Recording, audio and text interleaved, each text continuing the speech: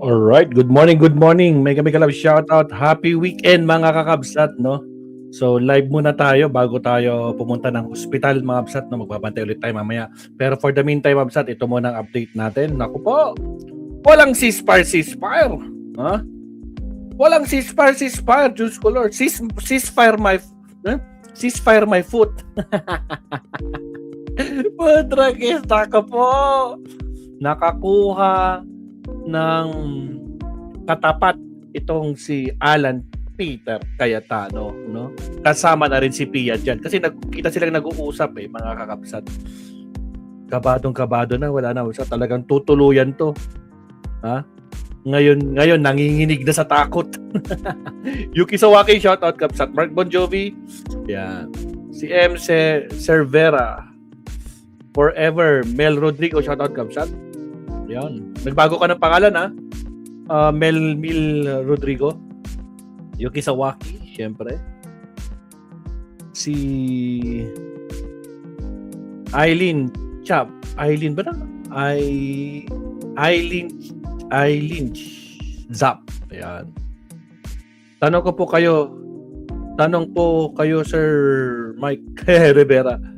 Sir Vera. Pinili ko po ako, hindi po ako si Boss Mike. Yun lang. Oo nga naman. Matagal na dito si Mil Rodrigo. Ayan. Nagbago ka kasi ng channel name. Kaya nanibago. Pero syempre tayo, yung mga matagal na dito, kilala naman ni Maestro yung kung sino yung matagal. Lalo na pag naka-moderate. Alright, Mabsat. Ito na, Mabsat. No ceasefires. Nako po, Ping Lacson at Tualan. Inumpisahan mo, tatapusin ko. No ceasefire. Ay, Diyos ko po, Rudy. Ano pa kasi nangyari, Maestro, ha?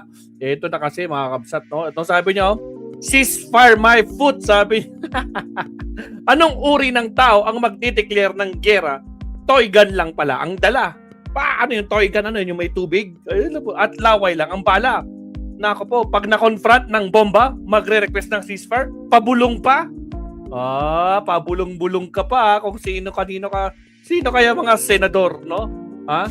Sino mga senador na tinutukoy ni Senator Ping? Ay, nako po. Balita ko, 4 yata yun 4 na senador yung kinausap mo para pakiusapan lang si Ping Lacson Ha? Paano? Ramdam na ramdam mo, talagang malapit ka lang makulong. Wala kang ligtas dito. Ha? Nako po, si Ping Lacson pa man din ng sinubukan mo. Nako po, inumpisahan mo, tatapusin ka talaga dyan. Yan kasi, nakakuha ka ng katapat mong putragis ka. O siya, pakinggan natin yung balita. Naglabas ang tanggapan ni Senador Ping Lacson ng mga larawan para suportahan ang aligasyong may ghost projects umano sa Taguig na baluarte ng mga Cayetano. Dati na iginiit ni Senador Alan Peter Cayetano na walang ghost projects sa lungsod. Itinanggi rin ni Cayetano ang aligasyong humihingi siya ng ceasefire kay Lacson. Saksi si Ian Cruz. Feeling strong. Feeling strong si Alan Peter. Hindi naman ako humihingi ng ceasefire. Yung mga ibang senador siguro. Baka concern. Di na. Sinabihan mo pa yung mga kasama nyo sa Senado. Diyos ko Lord Rudy. Nako po. Tapos ang maliligayang araw mo, Petra. Sa bangayan ni Senate Minority Leader Alan Peter Cayetano versus Ping Lacson. Huling aligasyon ni Lacson, may mga anomalya umano sa flood control at iba pang infrastructure projects sa baluarte ni Cayetano sa Taguig. Kalaunan, nakarating kay Lacson na humihingi ng ceasefire si Cayetano na sinagot niya ng ceasefire my foot. So at least 5 of my colleagues in the majority. 5 of my colleagues sa majority. 5 majority kinakausap si Ping Lacson. Tama na, ceasefire na. Ay! Nako po. Ngayon, nagmamakaawa ka ngayon. Ay, Diyos ko Lord. Ngayon, itatanggi mo. Ay, Diyos ko po, Rudy. Inikutan niyang isa-isa at nakikiusap siya. Kung pwedeng tigil na muna, parang ganon. Walang, in so many words, ceasefire. Pero sabi ni Cayetano, hindi naman daw siya humingi ng ceasefire. Sabay inalmahan ang pagkumpara ng mga proyekto sa Taguig sa ghost at substandard projects sa Bulacan. Yung sinabing, we are worse than Bulacan. Napakalaking, ano ba yung pondo sa Bulacan, sa isang distrito lang yon, times 5 ba? Kaso sa Taguig. Tapos sa Taguig yung pondo, kasama naman dyan mga kalye, kasama dyan mga multi-purpose buildings, school buildings, at sa Taguig, makikita nyo, gumaganda ang buhay ng mga tao. Gumaganda talaga, Mind the doble-doble eh. investigation. Basta patas lang. Pero sabi ni Lacson, may mga ebidensya raw na magtuturo na kontrolado ni Cayetano ang operasyon at iba pang aktibidad ng Department of Public Works and Highways o DPWH sa lungsod. Sabi pa ni Lacson, sa tulong ng mga informante, nabuo na nila ang money trail. Nakabaw! Nabatid ang daloy ng mga komisyon mula sa mga proyekto, kaya sinimulan na nilang isumite ang mga nakalap na ebidensya sa Office of the Ombudsman. Isiniwalat ni Lacson ang umano'y kickback scheme sa Taguig na umaabot daw ng 33% kada proyekto, kaya walang nagawa ang mga kontraktor kundi gawing substandard o ghost ang kanilang proyekto sa lungsod. Dokumentado lahat ito, hindi ito yung chismis, Opo. hindi ito yung sabi-sabi. Mm-mm. Meron kaming contract ID, Mhm. kumpleto yon. Meron kaming progress billing, may mga petsa yan. Kumpleto. Ilang larawan ng mga proyekto sa Taguig ang inilabas ng tanggapan ni Lacson para suportahan ang alegasyong may ghost projects din sa syudad ni Cayetano. Agoy! Apat na Nakabaw! magkakahiwalay na slope protection projects na Ayan yung na-award may ebidensya, sa oh. apat na magkakaibang contractors. Nakabaw! Lahat daw ito pinalabas na nakumpleto, nasingil at nabayaran. Nasingil ng doble. Pero iisa yung picture. Diyos ko po, Rudy Bistado. Gamit ang parehong geotag photos You know? bilang patunay na natapos ang infrastructure project. May inilabas din ang tanggapan ni Lacson na sample ng progress billing report Oh, ng dalawang kontraktor. magkaibang contractor, no? Ito, 2025, March 21, March 21, 9:13 a.m. Tapos June 16, 2025. Putragis, taka po, ila ba? March, April, May, June. 3 months ago, the same picture, the same lahat. Nako po, in 3 months, hindi gumalaw yung mga structure dyan. Nako po, bistado ka ngayon. Na magkapareho ang litrato.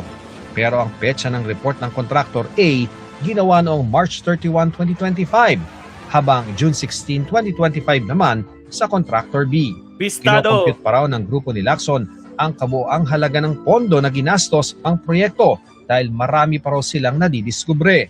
Sabay sabing malaki raw ang budget dahil may insertion umano sa 2025 budget si Cayetano. Agoy. Malaki yung halaga. Ang na-insert niya kasi sa 2025 pa lamang na 2025 pa lang yan, ha? GAA, 6.795 Ay, paldo, 6.95. 6.795 billion mga kakapsat insertion ni Cayetano. Diyos ko po, mukhang talagang matutuluyan ka. Sobra-sobra to sa 50 million na. Nakapaw. billion pesos. Mhm. Sa kanya pa lang yan. Opo. Sinisika pa ng GMA News na makuha ang panig ni Cayetano, pero dati na nitong sinabing walang ghost project sa Taguig. Ako si Ian Cruz. O siya, pakinggan natin si Senator Ping Lacson yung kanyang interview kahapon. Yung buo. Parang di putol-putol. Ito pakinggan natin. Pasok. Hi, Senator. Kay Ami, magandang tanghali rin. Hi, Senator. Thank you for joining us. Teka, may ganito. Yes, I'm here. Okay. Senator, simulan ko po doon sa sa pinaka-obvious. Ito pong si Alan Peter Cayetano, sinasabi niya na never daw siya, hindi daw siya humihingi ng ceasefire. Yun po yung kanyang yun ang, hindi paramdam eh. Diretsahan siya sabi na wala kang hinihinging ceasefire at all. Walang ceasefire daw. Putragis. Matapos mo makipagbardagulan, hihingi ka din ng ceasefire. Yung reaction po. Well, I'd rather believe my colleagues in the majority bloc, kasi focus lang namin last Wednesday. Actually, last week pa yan. He approached at least 5 of my colleagues sa majority. So, pero hindi namin napag-uusapan, informally lang. But last Wednesday, after no aming session, nag-focus kami doon sa office ni majority leader namin, si Amy Subiri. At yan ang unang-unang topic na diniscuss. Ano raw ang gagawin? Kasi nagsabi nga na kung pwedeng magtrabaho na lang muna, wag na lang muna itong, in so many words. So, pagka sinamap mo lahat yung sinabi, ceasefire yung humihingi. Now, it's up to him. Kung dinideny niya, nag-react nga yung aking mga kasamahan, gusto nila raw na magsalita para pabulaanan kasi lumalabas ang pinapalabas ni Senator Alan, yung mga kasama ko pa raw ang humingi ng ceasefire. But to be fair po, I understand that when you started talking about yung investigation, when you started talking about a ceasefire, wala naman kayong binabanggit na pangalan talaga na diretsahan na si Alan Peter yung tinutukoy. Wala nga. Kaya nga, biglang nag-react. Wala nang sasabi. Sinabi ko lang na ceasefire my foot. Well, nag-react siya kagad. Baka naman hindi kasi ginamit tong salitang ceasefire nung in-approach yung 5 mong kasamahan, Senator. Well, yun ang ginamit na word nung nag-focus kami, nung piniresenta sa akin, ano raw ang gagawin. Ang unang tanong ko, may sincerity kaya yan? O lumalabas ngayon, sinagot na ni Senator Alan yung tanong ko kung may sincerity ba yung kanyang panawagan ng ceasefire. Kasi kung sincere ka, sasabihin mo, aminin mo, o nga, para makapagtrabaho na kami, actually nag-usap-usap kami, hindi flatly denied, no? So doon mo makikita kung ano yung tinanong ko kung sincere ba, hindi nga sincere. Pati yung pati yung kay Senator Erwin Tulfo, kasi nakapagpahayag si Senator Erwin na nakikiusap yung minority na wag nang ipurso yung flood control hearings ng Blue Ribbon Committee. Pero nung na-ambush interview naman si Senator Alan, ang reaction niya agad, do you believe them? Yeah. So, ganun din ang pattern. So matutuloy yung we understand nag-forward na kayo ng information about yung Taguig sa ombudsman. Pero magkakaroon ng parallel investigation ng Blue Ribbon. Tama ba yon? Yes, wala namang masama kung i-schedule ni Senator Erwin. Pero nung Tuesday nga, tinurn over ko doon sa Office of the Ombudsman. Actually sa office namin sila nagpasyal, ano? Yung Assistant Ombudsman ang nagpunta doon para ma-present namin. Hindi si Assistant Order Ombudsman Club, ano. Yung head ng kanilang investigation actually, yung nandun. Kasi siya yung in charge ng fact-finding investigation. Kasi hindi naman agad-agad preliminary investigation kung magsagawa ng investigasyon ng ombudsman. Dadaan at dadaan niya sa fact-finding. Shout out, So Sir doon ko Max. tinan-over lahat ng materials, lahat ng dokumento, pati yung affidavit, naandoon. So, at tuloy, pinresenta ko sa kanya yung kung in a briefing, ano, yung sa PowerPoint, kung ano yung mga nilalaman. Pati mga photos na ginamit na paulit-ulit, pati yung mga progress billing, pati yung vouchers, pati yung kung sino naka-sign off doon sa para mabayaran, lahat kumpleto nandoon. Sir, I know I know that syempre it's all under investigation. You already submitted the pieces of evidence and there of course you would have some limitations as to what you can divulge. However, syempre ang interesado yung mga tao is how are you able to connect directly, for example, the legislator with the Ghost Project? Kasi that's usually the most difficult part of that's the most difficult part of connections eh. Madaling hulihin yung kontratista at yung DPWH, pero yung kung meron mang pagpoporsento, yung proponent o yung legislator, yun ang medyo mas mahirap tuhugin. Tama yun, Ed. Yun ang challenging doon. Ano? Pero nakapaloob na doon sa aming mga turn-over ng mga pieces of evidence, documentary, testimonial, yung money trail, ika nga. Yung mga pinagdaanan from the contractor or contractors, kung sino yung pinagbigyan, kanino dadalhin, pagkatapos saan naantong. Nandun yun, pero I'd rather not divulge kasi medyo sensitive yung information na yan. We will leave it up to the ombudsman na i-evaluate nila sa kanilang fact-finding at kung ito'y papasa para magsagawa sila ng preliminary investigation, I'll respect the ombudsman to do that. But you see your evidence, sir. You see your evidence as going all the way up to the legislator. Did I get it right? Alam mo, galing na ako doon, Ed eh. Di ba nung nag-privilege speech ako, tapos nagkaroon ng pagdinig yung Blue Ribbon, alam ko na yung kung ano yung magko-constitute ng mga material evidence patungo doon sa, hindi lamang sa preliminary investigation, kundi yung sa tinatawag nilang threshold na reasonable certainty of conviction. So sa palagay ko, sa assessment namin, kasama yung aking legislative staff, pinag-aralan ng legal implication, mukhang magaang na makarating doon sa threshold na yon. But again, it's up to the ombudsman to evaluate kasi may proseso yan at sila yung mas nakakaalam kung abot yung threshold na yon. So kung abot yung threshold, necessarily, they will file the information sa Sandigan Bayan. Senator, we're talking here about ghost projects, no? Ang sabi ng Cayetano Camp, saan bang mga lugar yan? Exactly yung sinasabi ninyo. Nandun din sa sinabit namin. Kasi ang binigay namin sa ombudsman, kompleto na yon. May contract ID, mayroong mga photos, may geotag, may grid coordinates. Kaya yung tinatanong ni Senator Cayetano, sa ombudsman niya nasagutin, ang ombudsman yung sasagot.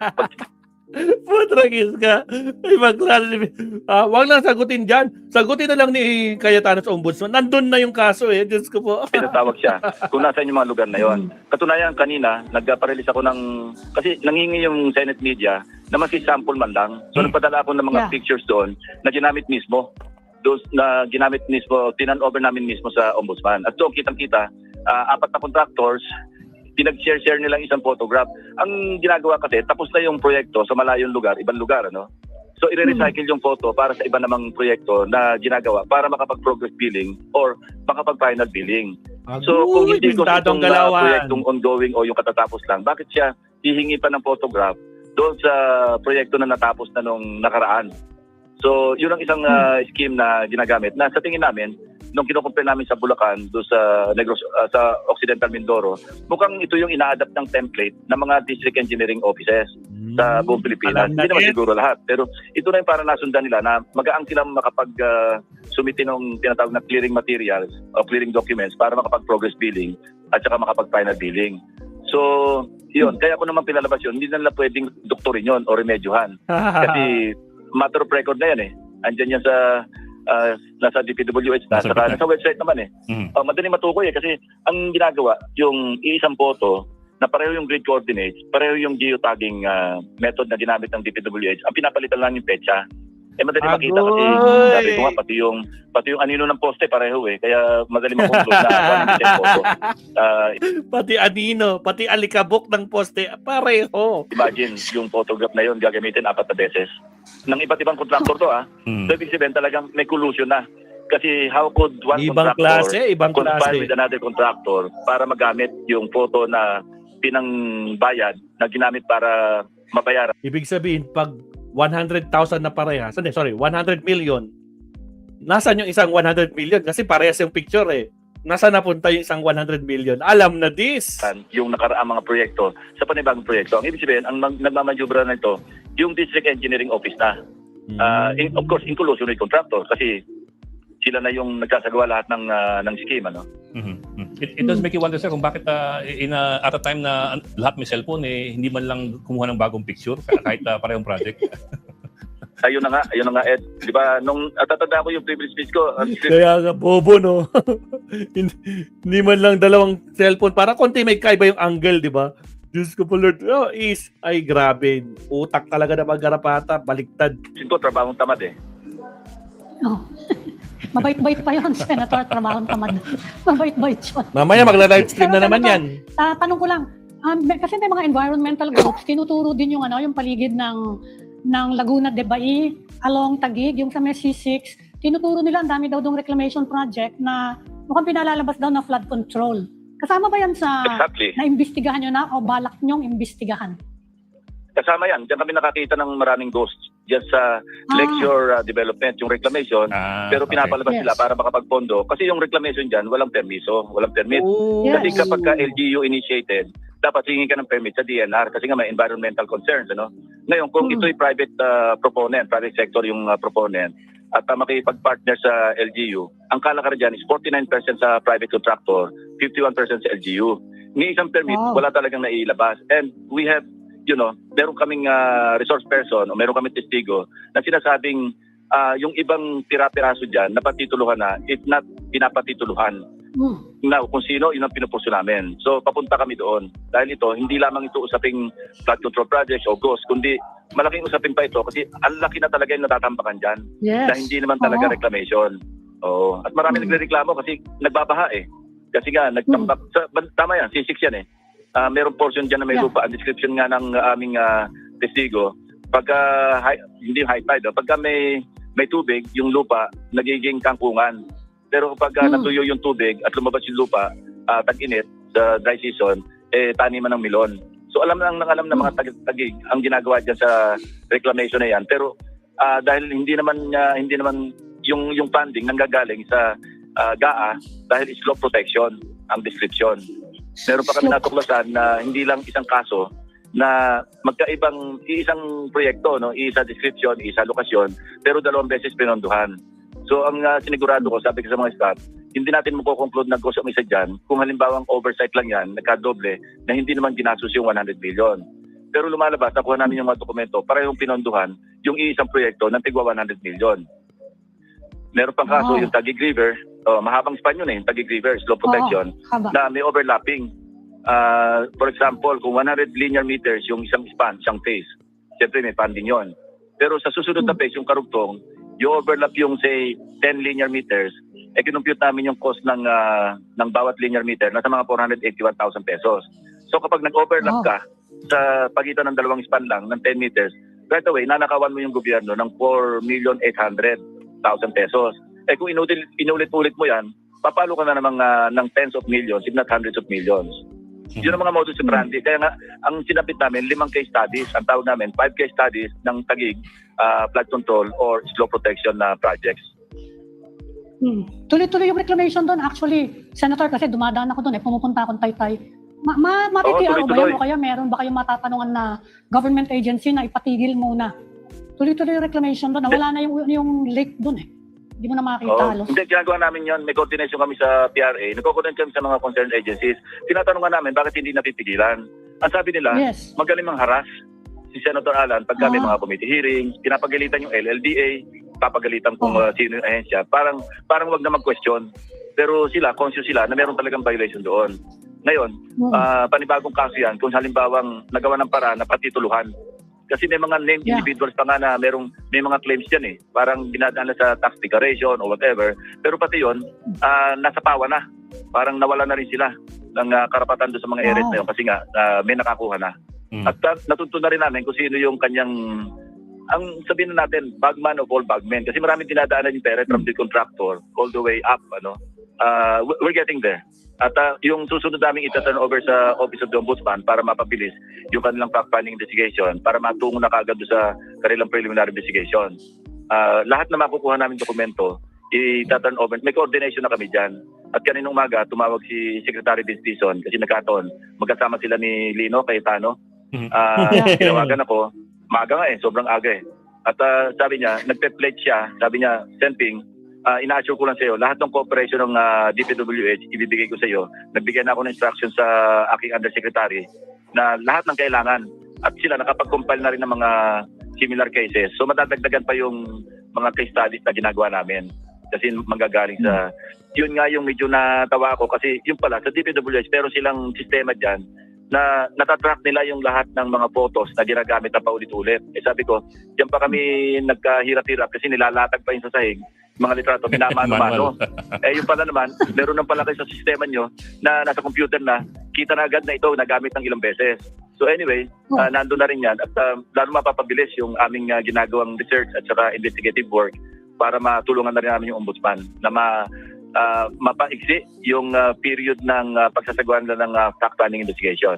Pero sir, are you looking at any particular timetables when you talked about this with the Ombudsman?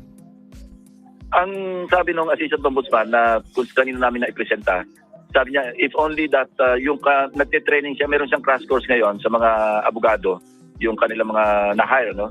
Kasi kanya-kanya may forensic, merong civil, parang sa civil engineering, lahat kanya-kanya para mas madali nga naman. Actually, na-experience na rin sila dahil yung sa Bulacan, inisa-isa nila daw yung pinuntahan yung mga lugar na inimbestigahan nila. So medyo gamay na nila kung paano mag-imbestiga ng flood control anomalies.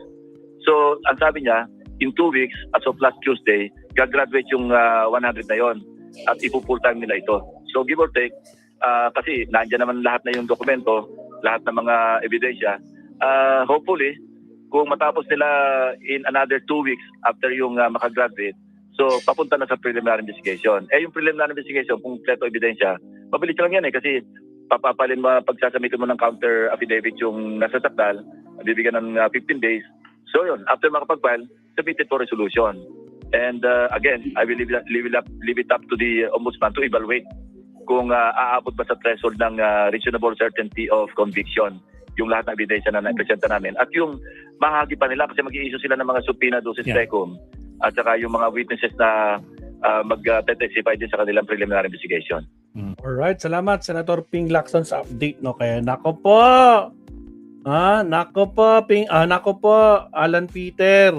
Ngayon pa lang umpisahan mo nang magdasal. Diyos ko po, Rudy. Shout out Cora Vidal, Deborah G, Baby Thirsty, shout out. At saka sa lahat ng mga bagong pasok, si Alan, si Ricardo Makawiwili. Shout out. Alright, so subtopic na tayo, Babsat. Diyos ko, Lord Rudy. Naka 30 minutes tayo dito kay Alan Peter, kaya sa Nako po, problemado to. Dito makakatulog sigurado. Ha? Eh, live stream, lalo siya kahit nakita mo sa live stream niya, medyo nagko-conche eh. Nag-hold back siya minsan, no? Pero wala na. Inumpisahan mo, tatapusin ni Ping Lacson. Okay, countdown tayo sa next topic natin, Absat. Here we go. Again pala, sa mga di pa nag-like, like and subscribe. Maraming salamat. Gawin nyo ng 100 yung like natin, 200 plus live viewers.